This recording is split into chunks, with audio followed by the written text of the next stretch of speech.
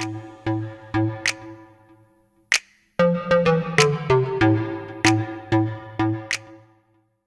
what's up guys, and welcome back to the channel. In today's video we're going to be doing some autocrossing.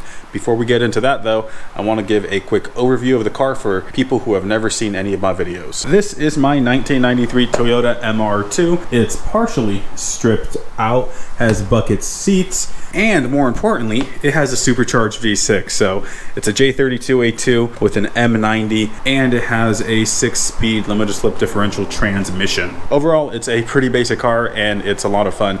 Since the last event, I actually haven't really touched anything. I really want to focus on progressing as a driver. Anyways, going into today's event, my main goal was actually to be smooth. When I looked at the footage from the last event that I was at, I had a lot of issues with like teeter-tottering the steering wheel, and a lot of that just had to do with my inputs were too aggressive and I was really upsetting the car. So I really wanted to fix that. Another thing I wanted to work on was actually choosing better lines. One of the things I found that I consistently do is I take the corner too tight, when sometimes coming in a little bit wider would actually set me up better for corner exit, but more importantly the following corner. Anyways, let's get into that first run.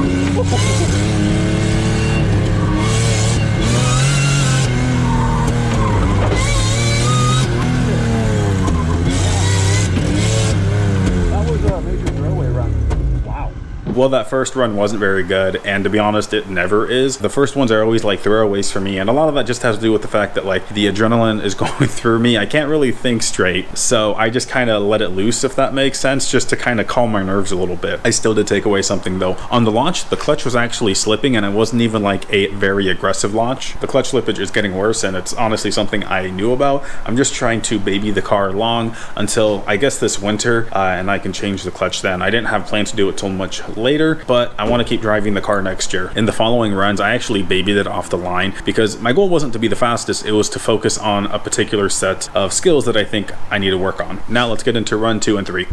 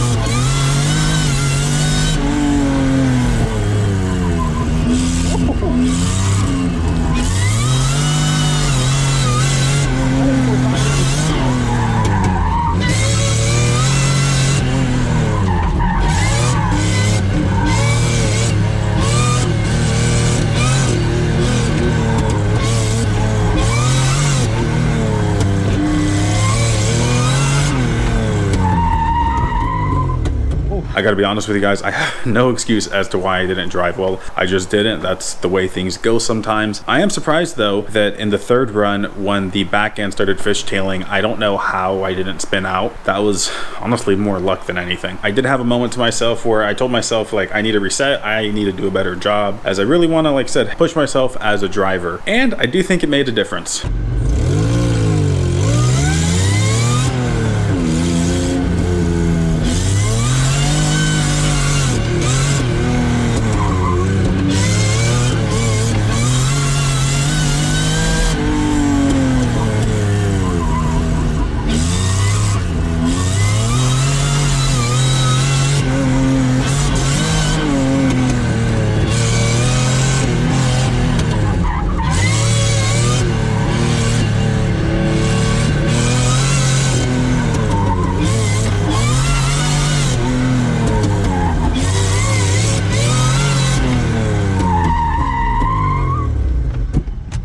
I knew I could string it together. I just had to get myself in the right mindset. Run number 4 felt so much better. I definitely had traction issues with the rear, but it's something that I was able to manage. The front really wasn't pushing because I've had issues with that in the past as well. And the big thing is that I found that I wasn't teeter-tottering as much on the corner exit. Mid-cornering, I did find that I was making some adjustments, but it was less than I had before. Going into run number 5 and 6, I really wanted to keep kind of just building on run number 4.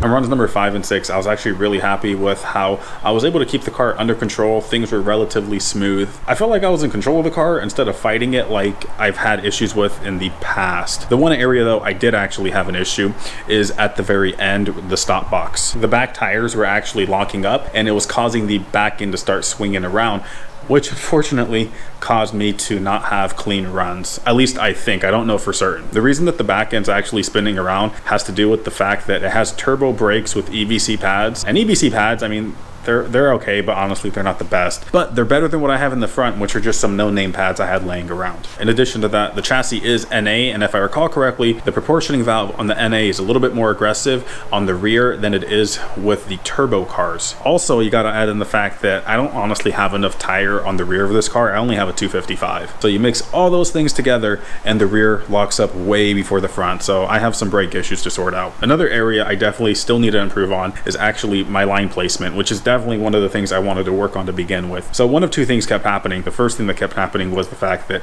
I would come in too tight. So instead of coming in wide, I'd come in too tight, and it just wasn't an ideal line. Or there's the other side where, yes, I would come in wide, but then I would turn in really tight, and so it kind of just it didn't put me in the ideal place. I actually think that was very evident on the sweeping right-hand turn. Even though I don't think I had the success that I really wanted to in terms of, you know, choosing better lines, I am happy with the fact that I was smoother. On top of that, just the fact that I was able to reset, because when it comes to this driving stuff, especially when you're pushing your limits, the mental side of it is very, very, very important. And I think a big reason that I was able to reset is just because, like, I know the car now. If this was 2 years ago, there's no way I would have been able to do that. It would have probably ruined my day. Now, as much as I want to actually just go and throw slicks on this car, moving forward, I'm not going to do that. I really want to focus on seat time more. So I'm hoping to get 1 to 2 more events this year. When I drive, I have just a natural aggression, and a lot of that just has to do with the fact that this is a really good outlet for me just to let stress out. But if I can combine that aggression with smoothness and picking a good line, I think this little MR2 can be ridiculously fast, even faster than it already is. Anyways, let me know what you guys think. I always actually find the feedback very helpful because I'm looking for very specific things when I'm reviewing the footage, and I tend to get tunnel vision, so it's actually really nice for me to have that third-party feedback. Thank you for watching, everyone, and I'll see you in the next video.